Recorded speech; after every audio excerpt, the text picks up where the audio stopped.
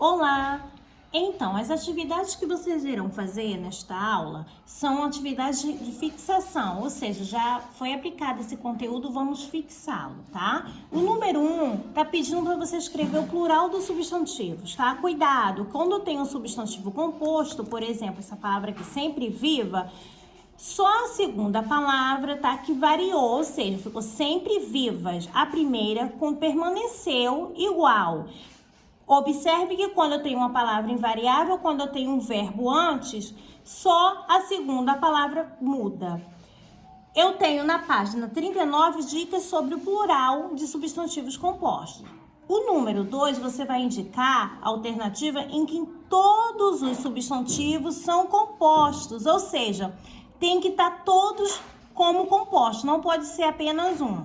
O que são substantivos compostos? Eles são formados por mais de uma palavra. Por exemplo, sempre vivas é um substantivo composto, tá? Na página 38 fala sobre substantivos compostos. Número 3, você vai circular os substantivos abstratos. Onde eu encontro na página 48, está falando sobre substantivo abstrato, tá bom? Que é aquele que dá nome aos seres que dependem de outros para existirem. O número 4, você vai completar as frases de acordo com o grau comparativo pedido. Na página 57, eu tenho exemplos aqui na página 57. Eu tenho um grau comparativo de igualdade, de inferioridade, de superioridade, tá? Eu tenho também aqui na página seguinte sobre o superlativo também, tá bom? Eu tenho o superlativo sintético e absoluto. Então, você observa qual você vai encaixar melhor se tiver pedido, tá? O absoluto ou só o comparativo de igualdade ou de superioridade ou de inferioridade. O número 5...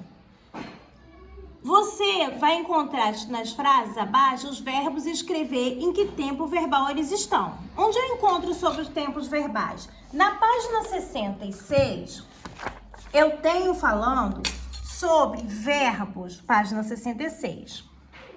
O que é verbo, né? Verbos são palavras que exprimem ação, estado, fato ou um fenômeno da natureza. Tá bom? Então, aqui, você não vai indicar que são ação, ou estado, ou fenômeno da natureza. O que você vai estar pedindo? O tempo do verbo.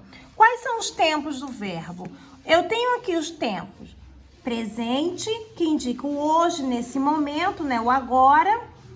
Ou passado, que é o pretérito, que aconteceu já. Ou aconteceu há pouco tempo.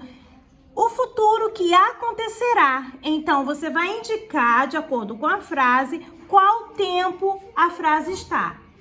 O número 6 está pedindo para você escrever 3 verbos da primeira, segunda e terceira conjugação. Como é que eu vou saber qual é o verbo da primeira conjugação? Na página 66 aqui, eu tenho verbos da primeira conjugação. São os terminados em "ar". E da segunda, terminada em "ir". E da terceira, terminada em "ir". Ok? Aqui no número 7, indique o que exprime os verbos. Esse daqui é aquela questão que eu acabei de ler. O que são verbos, né? Verbos exprimem o que? Ação, estado ou fenômeno da natureza, fato. Então, você vai indicar, de acordo com a frase, o que exprime cada frase. O 8, você vai marcar a frase de acordo com o uso correto do tem. Tá bom? Ou seja, tem com acento. Você vai lá na página 71 e eu tenho aqui na página 71, diz que tem é a terceira pessoa do singular do verbo ter. E tem é a terceira pessoa do plural, ou seja, esse tem aqui eu uso quando a frase está no plural. Ele tem que combinar com a terceira pessoa, ok? Aqui no exercício 9, você vai relacionar gerúndio, particípio, infinitivo, né? Então, onde está falando sobre as formas verbais, né?